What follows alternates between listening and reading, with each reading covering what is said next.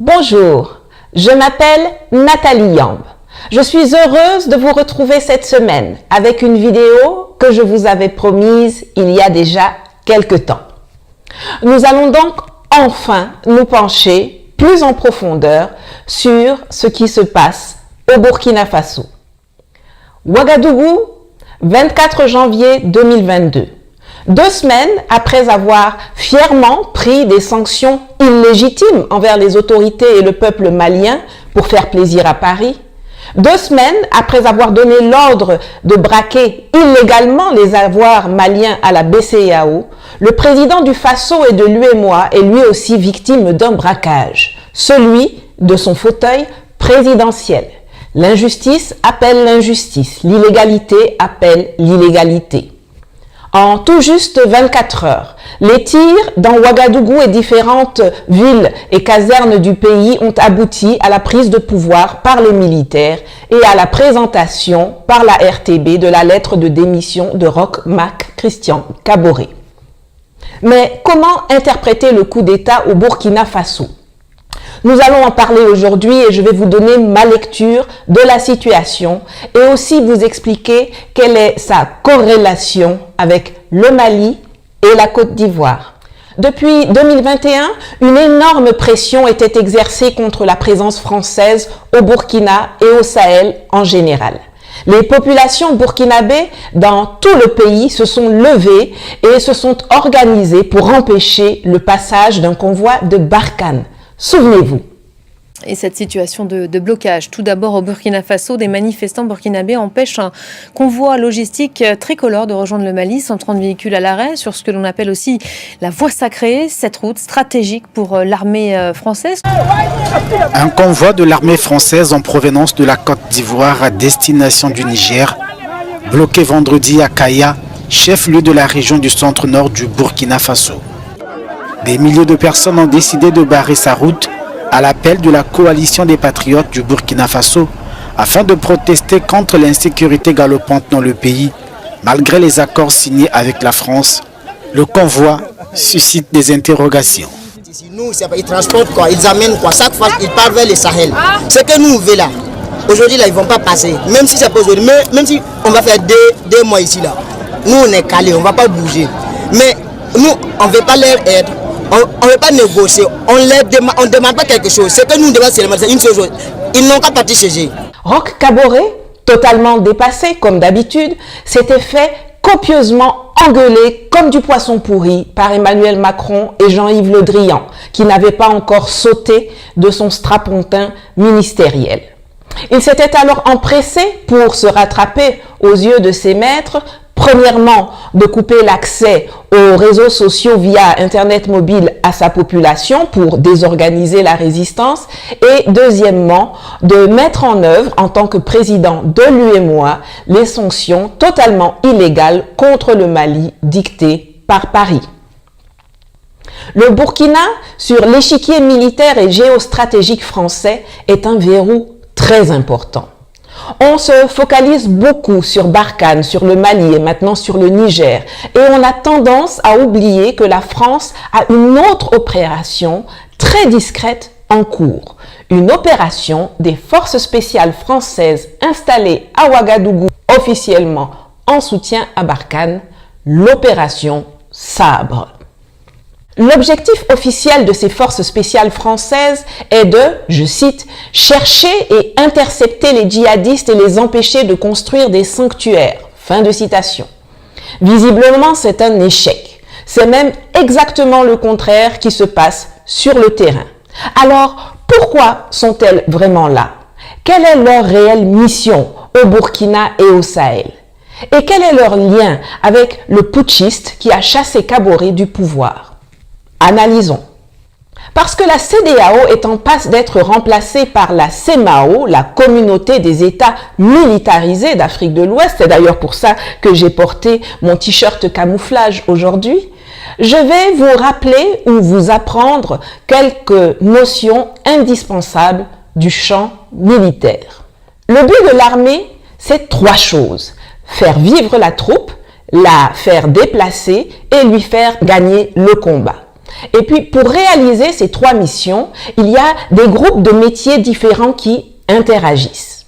Pour la partie faire vivre la troupe, il y a tout ce qui concerne les ressources humaines, la forme physique, la nourriture, la gestion salariale, médicale et la retraite du soldat.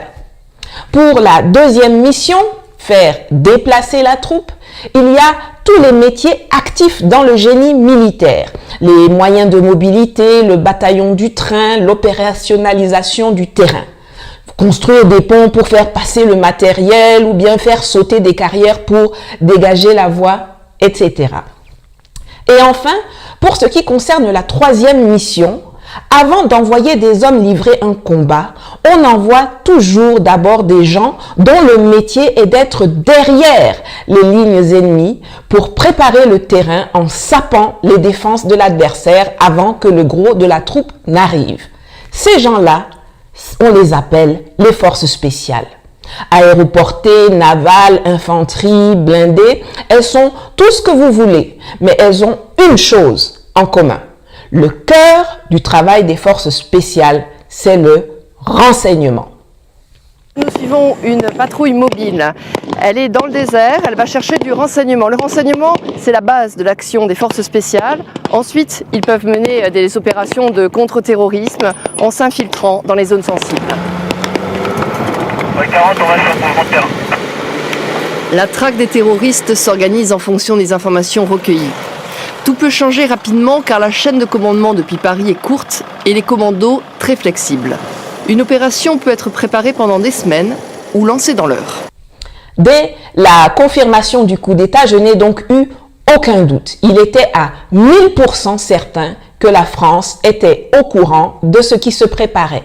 La question était de savoir s'ils avaient simplement laissé faire ou bien s'ils étaient les initiateurs de ce qui s'est passé le 24 janvier 2022. Je vais vous livrer le fond de ma pensée. Kaboré est arrivé au pouvoir après que le peuple burkinabé a pris ses responsabilités et chassé Blaise Compaoré, l'assassin de Thomas Sankara et dictateur du Faso pendant 27 ans. Ce n'est pas comme s'il était une feuille blanche. Kaboré a fait partie du système Compaoré. Il en a été l'un des piliers pendant longtemps comme ministre, premier ministre et président de l'Assemblée nationale avant de prendre la tangente juste avant la chute de ce dernier. Malgré son passé qui était loin de parler pour lui, Roch Marc Christian Kaboré avait suscité beaucoup d'espoir. Mais, absent du combat sankariste, sa gestion du pouvoir a été tellement nulle que même pas 7 ans après la fuite de Compaoré, qui, rappelons-le, a été exfiltré par les forces spéciales françaises, certains égarés en sont arrivés à le regretter. Incapable d'équiper correctement son armée, laissant les civils se faire massacrer, les soldats affamés et assoiffés au front, abandonnant les familles des militaires à leur triste sort, pendant que lui se tapait la belle vie chez lui en fumant ses cigares et en buvant son champagne, plus talentueux pour couper l'accès à Internet et aux réseaux sociaux à son peuple que pour couper la route aux terroristes qui occupent aujourd'hui le Faso, cet homme a mis à mal l'espérance démocratique du Burkina et ça, c'est impardonnable.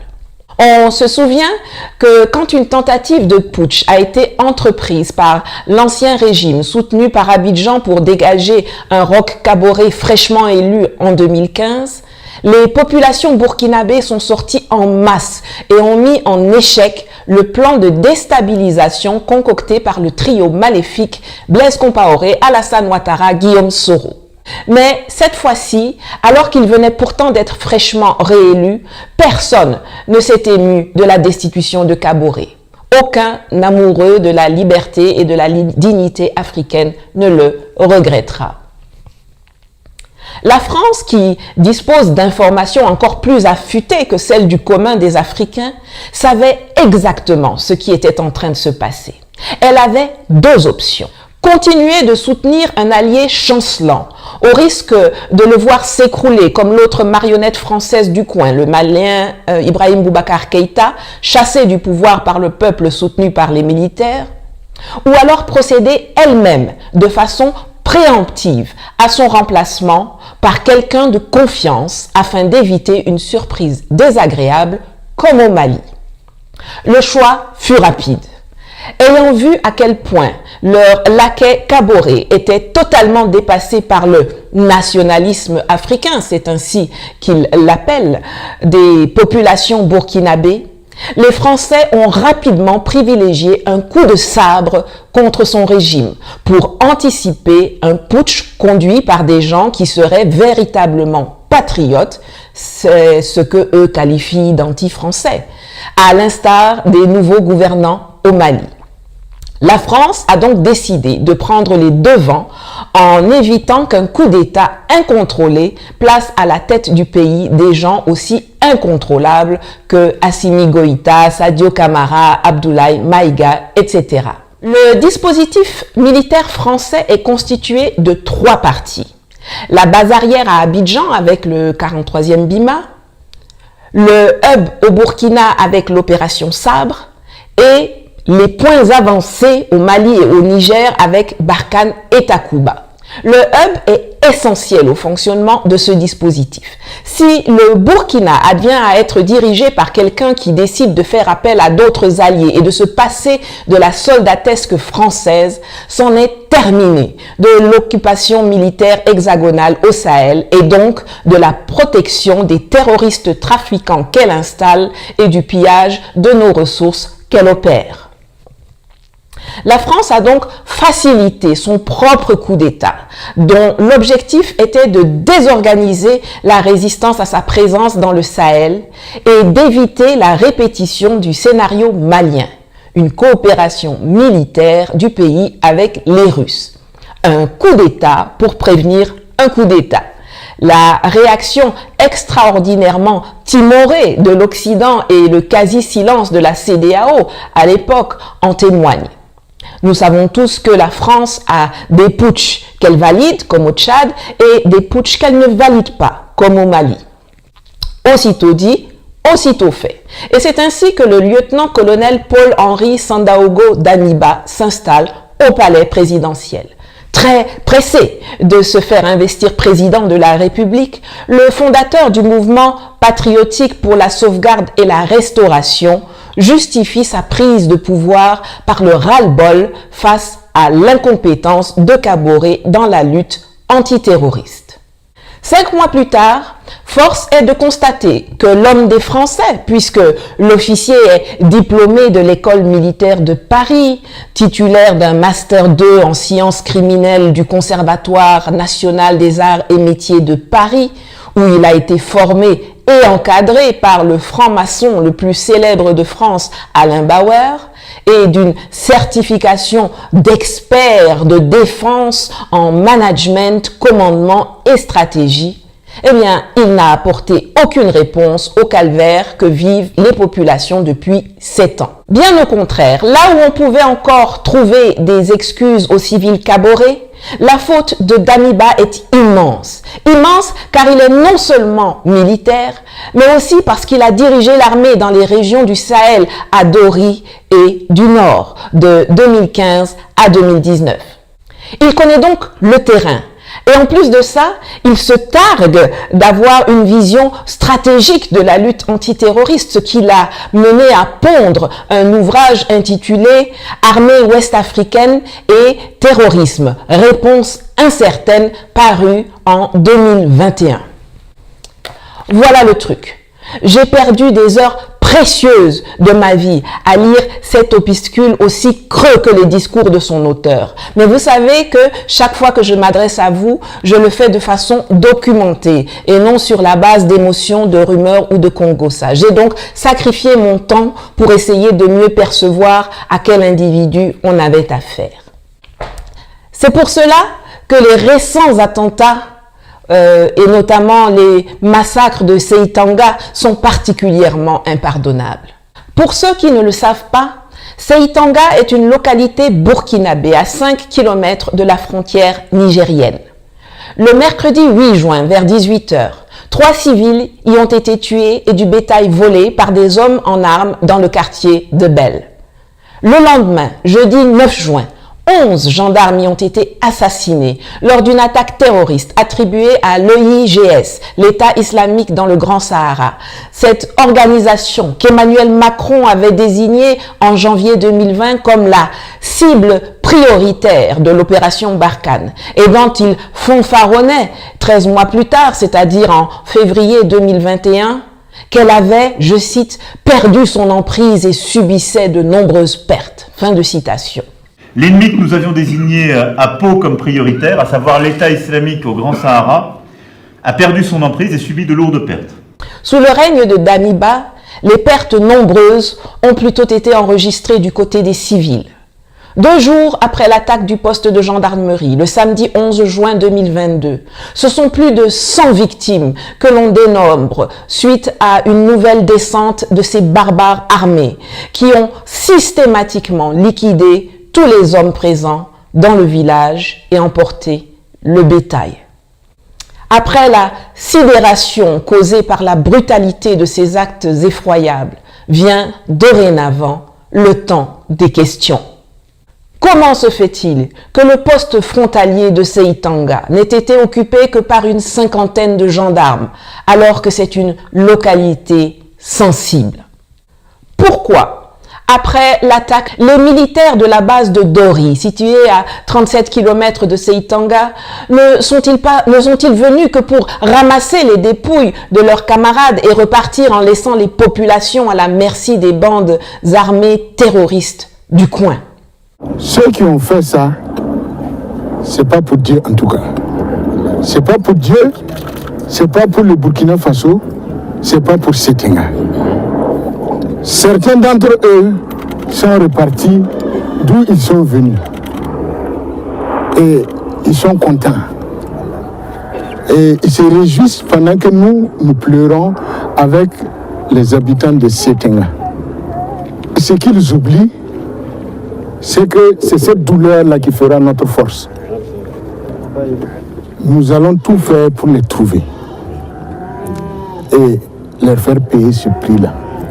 Puisque Damiba, qui connaît pourtant très bien la zone pour en avoir été le responsable des années durant, fait son fanfaron devant les survivants de ce massacre en promettant d'en traquer les auteurs, qu'il nous soit permis de lui demander qu'est-ce qui l'a empêché de mobiliser les moyens dès le jeudi pour les traquer, au lieu de laisser les populations en plan.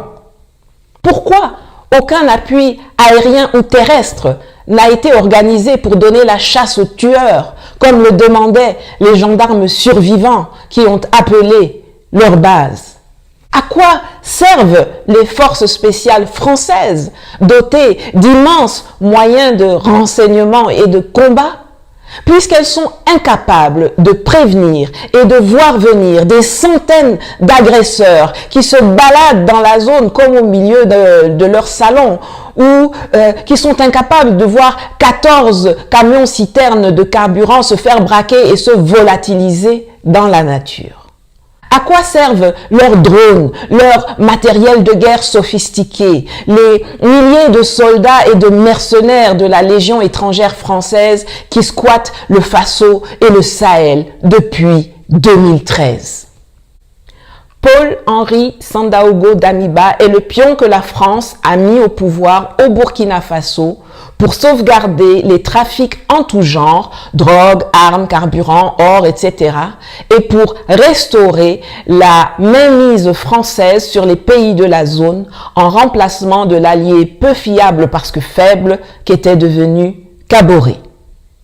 Ce n'est pas pour rien que, assuré de la protection bienveillante de Paris et de son organisation vassale, la CEDEAO, qui se refuse à le harceler et à le sanctionner comme ils le font avec le colonel Goïta, ce n'est donc pas pour rien que l'individu se permet de répondre de façon arrogante et ma foi estomacante aux préoccupations légitimes d'un citoyen qui l'interrogeait récemment sur l'opportunité de changer de paradigme et d'avoir recours aux stratégies utilisées par les voisins maliens qui, depuis quelques mois maintenant, enregistrent des succès notoires sur le terrain de la lutte antiterroriste et de la reconquête du territoire.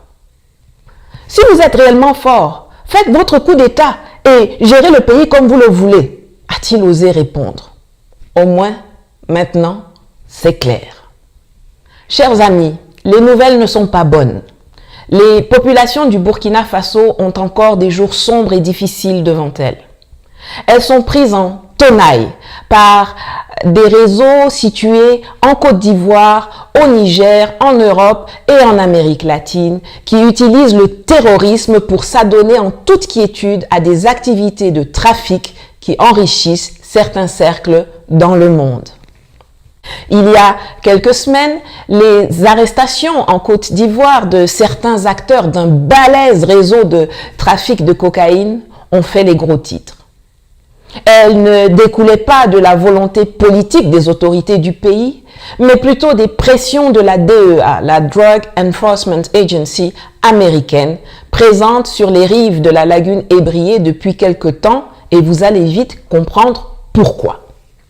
Les patrons de ce réseau sont des francs-maçons très proches du pouvoir en place à Abidjan, puisque le parrain local n'était autre que Ahmed Bakayoko, grand maître de la loge franc-maçonne de Côte d'Ivoire, ministre de la Défense, ministre de l'Intérieur, puis premier ministre de Alassane Dramane Ouattara et protégé de son épouse, l'omniprésente Dominique Nouvian. Des médias anglo-saxons ont publié de grandes enquêtes à ce propos, sans être contredits.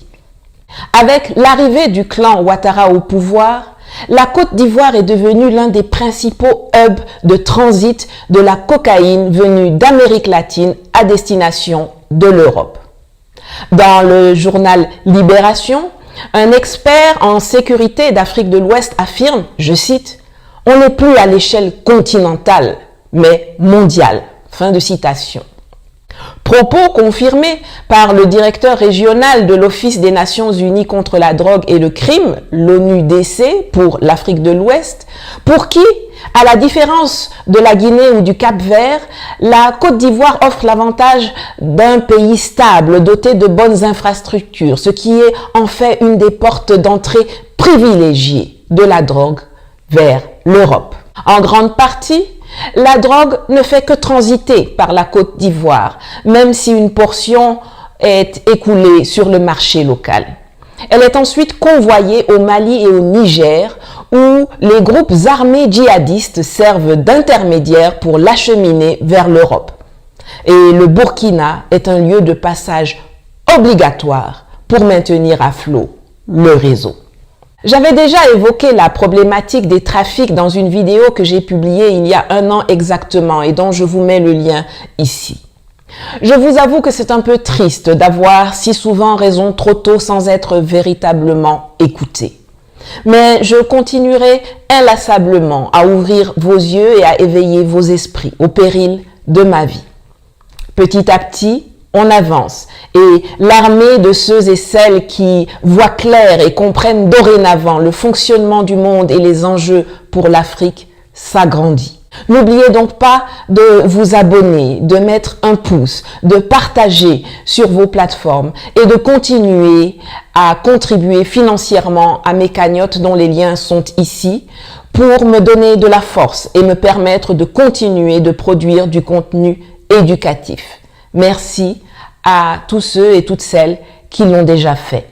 Le Burkina Faso n'est donc pas sorti de l'auberge. Tout au moins, tant qu'il y aura à sa tête un individu qui préfère préserver les intérêts de la France et des réseaux plutôt que de se battre résolument pour sécuriser son peuple et défendre les intérêts de son pays, comme le fait le colonel Goïta au Mali voisin.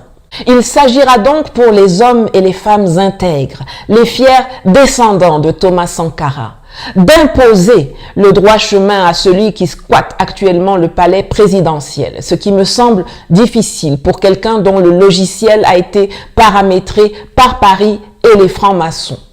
Ou alors d'y installer un digne fils, patriote, courageux, audacieux, déterminé à protéger son peuple et à défendre les intérêts de son pays, car forcé, c'est là le chemin de l'émancipation irréversible à laquelle nous aspirons tous. Cela passera obligatoirement par le démantèlement de toutes les bases militaires françaises et la fin de toutes les opérations militaires occidentales sur nos terres. Sabre doit quitter le Burkina Faso. La patrie ou la mort, nous vaincrons. À bientôt.